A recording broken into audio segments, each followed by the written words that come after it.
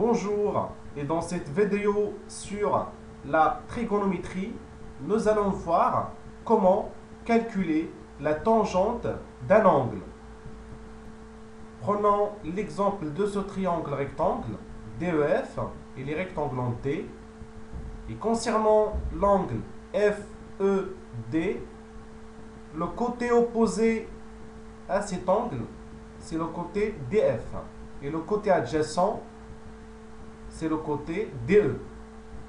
Et bien sûr, l'hypoténuse, c'est le côté opposé à l'angle droit. Ça veut dire FE. La tangente de l'angle FED est égale au quotient du côté opposé par le côté adjacent. Et dans notre cas, est égal à DF sur DE. Et on va prendre maintenant un exemple de longueur concernant les côtés. Donc, l'hypoténuse est égale à 5 cm, DE est égal à 4 cm, et DF est égal à 3 cm. Donc, est égal à 3 sur 4, est égal à 0,75. On reste toujours sur le même triangle, DEF. Par contre, maintenant, nous allons calculer la tangente de l'angle DFE. Donc, concernant cet angle, le côté opposé, c'est DE, et le côté adjacent, c'est le côté DF. L'hypoténuse, c'est toujours le même, FE.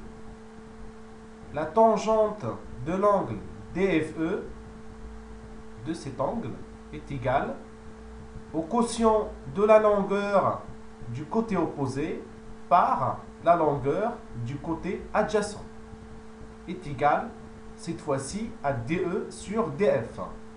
Est égal à 4 sur 3. 4 sur 3 est égal à 1,33. Il est arrondi au centième.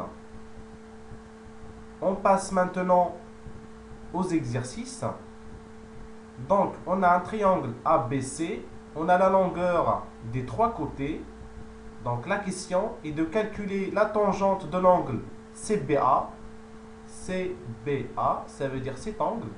Et la tangente de l'angle ACB. Ça veut dire cet angle ACB. Cet angle.